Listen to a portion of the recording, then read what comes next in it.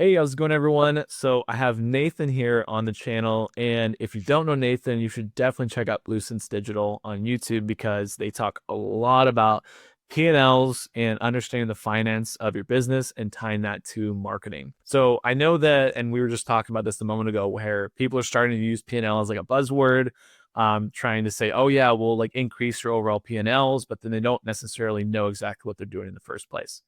You'll get, people that will say, I'll look at P&Ls and just looking at ROAS. And so they don't really have the relationship fully built back and forth. And so I'm curious to hear more about, how you find those, and as well as just a welcome back to the channel again, because it has been quite a while since we've had you back. So really excited to hear kind of what you guys are doing over there at Blue Sense Digital now. Yeah, thank you for having me, Caden. We were just talking about before how in Australia, maybe not the US yet, but in Australia, everyone's now running with the messaging of that we tie performance marketing into P&L, or that we're P&L driven, etc. But that I feel like most of these agencies don't do that at all, and they don't really have any idea how to connect the P&L to actual paid media execution. And so this would be a really good video for being able to identify, is it just marketing on the front end of an agency? Are they just saying that they relate to the P&L, or they drive financial outcomes, when they really don't know the core levers that they should be looking at and how these two connect? And we can also dive into a few things like, how do you make sense of ROAS when you're also looking at MER? When does MER start to fall apart? Are there some other secondary metrics that you should look at, etc.? So where should we start? I think the best place to start is, how do you relate ROAS to an MER number? This is something that we do in all of our audits, because I think it's a really good educational piece in an audit to be able to present a solution to attribution, because ultimately that's the thing that everyone's searching for. They're going like, what should we trust? Triple Whale's getting sold to them.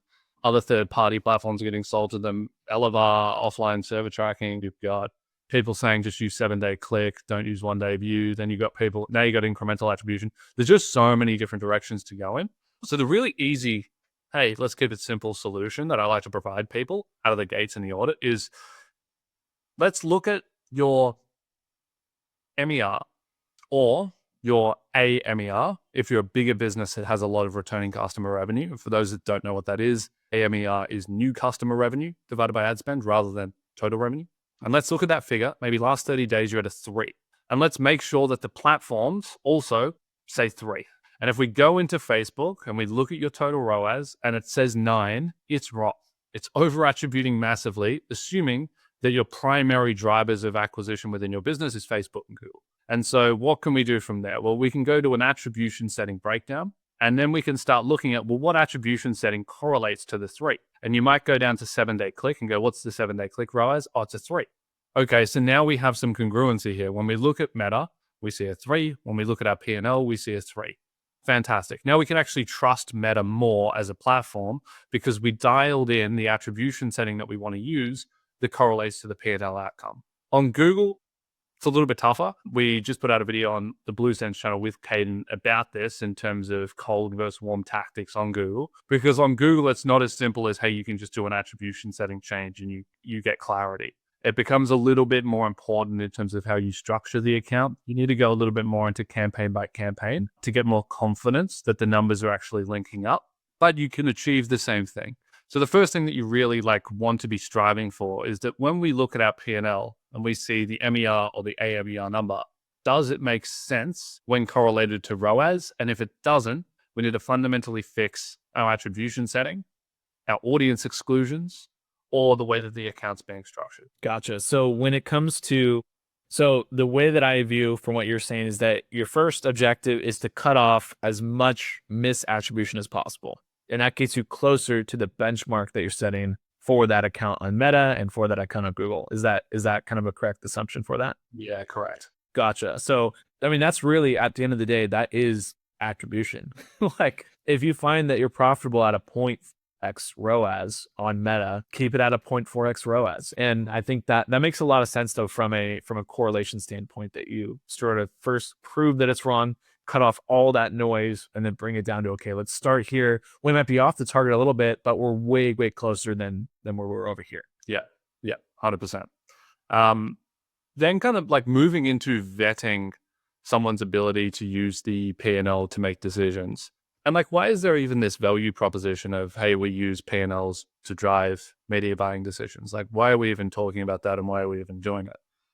Well, the reason why we're doing it is because the platforms lie and make things up. And so if you can't actually connect the platform to the P&L, you end up in a situation where you're saying one thing in calls to a client or interactions with a client, and the client's saying completely other things in their bank account. And so having a disconnect there becomes really unproductive to being able to make like directional decisions together. So that's like the main reason why people want to speak in that language. But then how can you actually do it effectively? What you're trying to do when you're looking at a P&L, when you're making marketing decisions, is you're trying to validate that the marketing decisions were correct or not. You're trying to validate that, hey, when we went and increased creative volume in the account from 50 ads to 100 ads this month, okay, the platform looks better. ROAS went up a little bit. We were able to spend a little bit more. But can we actually go over to the P&L and see an improvement as well? Did revenue actually go up in the store? I know revenue went up in the platform, but there's a lot of reasons as to why that could happen. Over attribution might have increased a bit because we've reached some more warmer audiences, etc. So let's actually validate it. And then the same thing for an efficiency improvement. Efficiency improved in the platform. Did it improve in the P&L?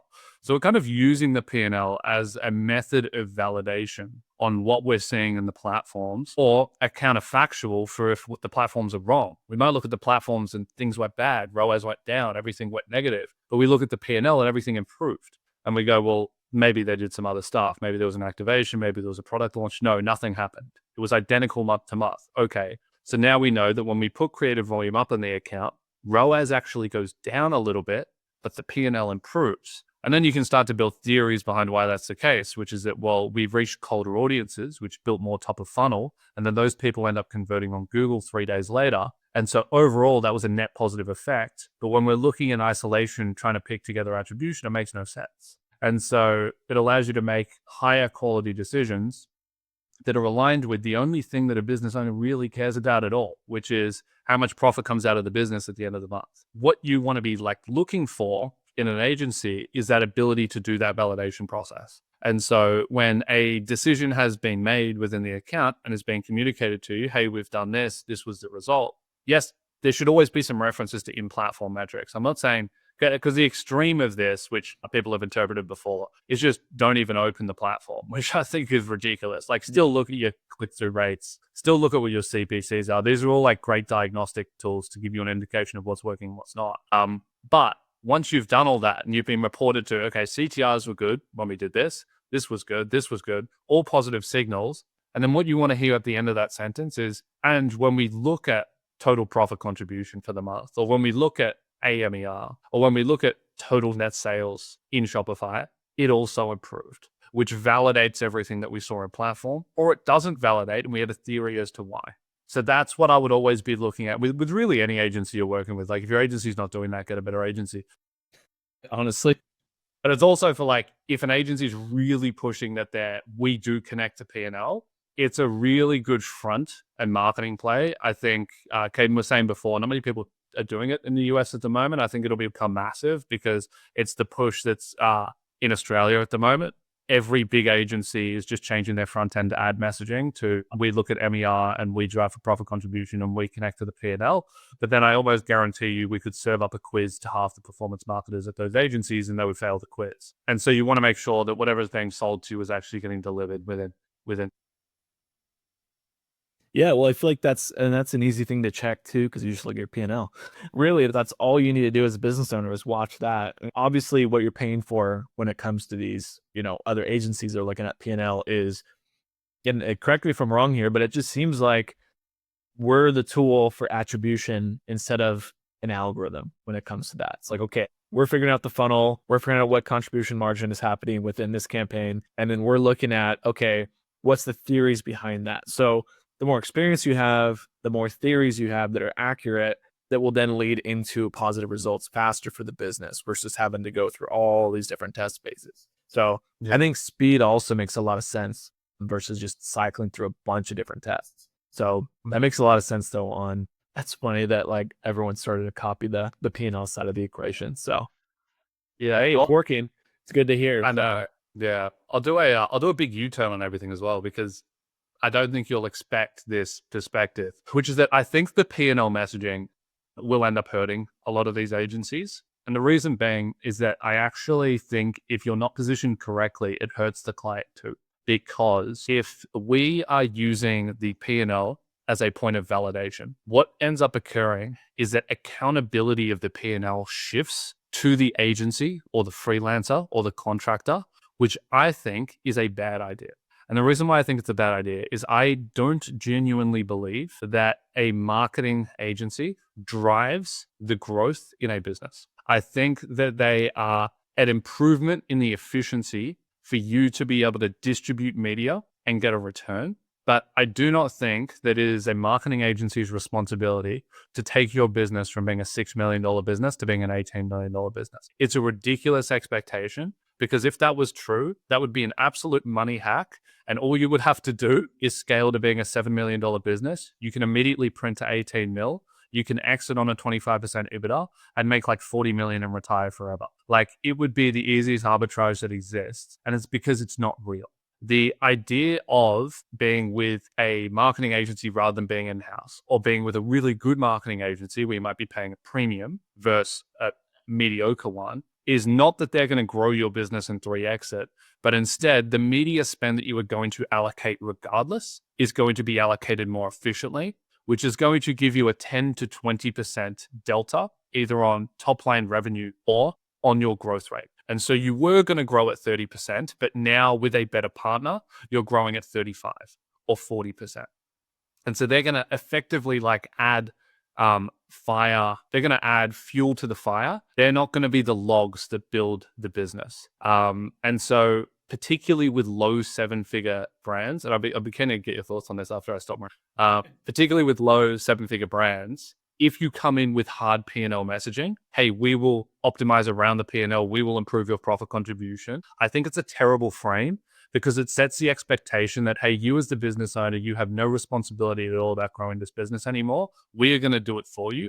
In reality, we don't control the core fundamental levers that grow a direct consumer or a retail business, which is product and brand. At the end of the day, that is what creates an 8 and 9-figure business compared to a 7-figure business. And it's completely out of control. And you could think about those two components as like the logs in the fire. And then the marketing comes in as the fuel on the fire that accelerates the growth rate. I love that metaphor. That's a great metaphor. I think, well, and that's one of the biggest issues I see clients running into where we've worked with, and it turns into one of these things where they're always trying to hack the algorithm and trying to like add this level of complexity onto what they're already doing versus just changing the packaging or making, their overall cogs be a bit better. Like, there's these other areas that you have way more impact on to drop your overall, or increase your overall profitability, to then allow the traffic to then scale even further.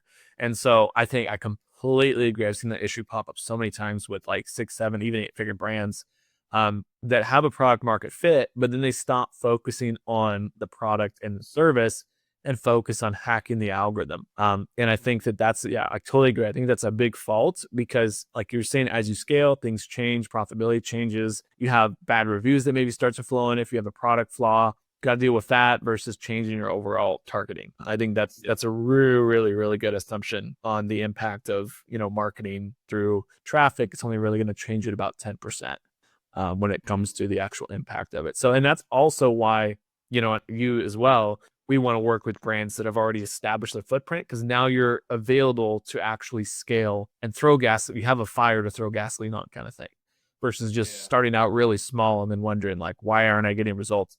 Google ads or meta ads doesn't work. So I think that's a trap that a lot of people fall into as well. Yeah. In Australia at the moment, this will reach you pretty soon, I imagine, which is that about 30% of the market now isn't with agencies. They're with coaching groups. Coaching groups are massive in Australia. And I think that coaching groups actually serve a really good purpose at like the low 7-figure to maybe high 6-figure range, which is that a bad agency at that revenue level will do way more damage to you than no agency at all. And because most agencies aren't good, particularly agencies that serve that low of the market, you could generally think like the lower in the market you serve, generally the worse the agency is, just because you can't charge as much and therefore the quality of the work is going to be worse. And so what ends up happening is that like if you're a business doing $1 million a year, most agencies will do way more damage than good for you. If you go out, you also have no idea how to vet either what you're looking for. And your expectations are probably ridiculous as well because they've been sold to you as a dream. And so these coaching groups fit in very well in that area of the market because they teach you how to do it yourself. And then you get to learn the ins and outs of basic fundamentals of Meta and Google Ads, which allows you to get to $1.5 or $2 million when you can then outsource. And you can effectively vet when you do outsource to an agency because you know the fundamentals. So you know if someone's just, if it's a salesperson talking absolute garbage to you, then they have no idea what they're talking about. You can at least make your way through that. But there was a point I had here, which was going to tie back to the P&L, which was that then once you bridge past there, once you're at like a $4 or $5 million business, as we were just saying, the highest leverage point as the founder, I still don't believe is running the ad account. Now, do I think it's not valuable? No, I think it's like incredibly valuable because if it can take you from a 30% growth rate to a 35 or a 40%, you compound that over 3 years, it's massive. And that's why the marketing agency land is so big. But at the end of the day, I think the founder working on product, brand, site activations, and other efforts to increase the growth of the business moves it from 30% growth to 70% growth.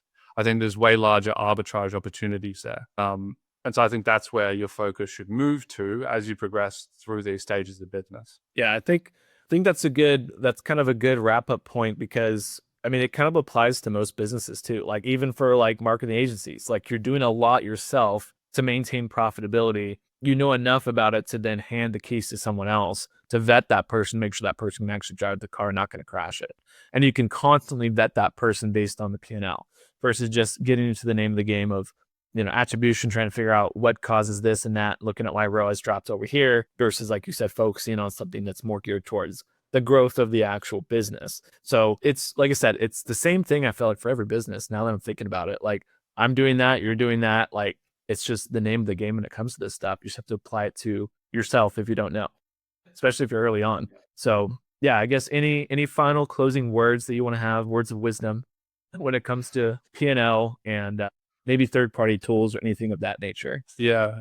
Third-party tools, I think, add more confusion than help. If we're talking about like third-party attribution, if it's third-party like P&L aggregators, I think that's very helpful. And then the top 3 best metrics to measure on the P&L to vet your agency if they're reporting to you on it is MER-AMER. If you're an 8-figure brand, you should probably be looking at AMER. Number 2 is profit contribution, specifically profit contribution 3 or contribution margin 3, which is gross profit minus ad spend. And then the last metric that should be reported onto NCAC, I guess NVER or AMER is kind of like that, but let's throw NCAC in. I think that's better. I think looking at NCAC and AMER both have good advantages. I won't dive into why. It's a whole nother video. We could talk for another 10 minutes. But yeah, you should be getting reported to on both of those. Awesome. Makes sense. I think everyone can track that kind of stuff. And, there's P&Ls that you could find online. We'll put a example of one as well in the description of this video, just a really basic one that you can look at as well. So that'll be kind of a good starting point. From there too, you can vet your own business. So it's not just something for vetting. If you have an agency, do it now because you want to make sure that you can even work from that in the first place. And the more data that you have, the better. Because now you can look at past data last year, look for seasonality. There's so many other things that you can see just by tracking that information over the year. So thanks for coming on, Nathan. Appreciate you for sharing some more insight. And hopefully we'll have you back, but we'll have a link to your channel as well in the description. So if you want to nerd out on P&L, finance, and how it kind of ties into marketing, check it out. And we'll see you in the next video. Thanks for having me, Caden.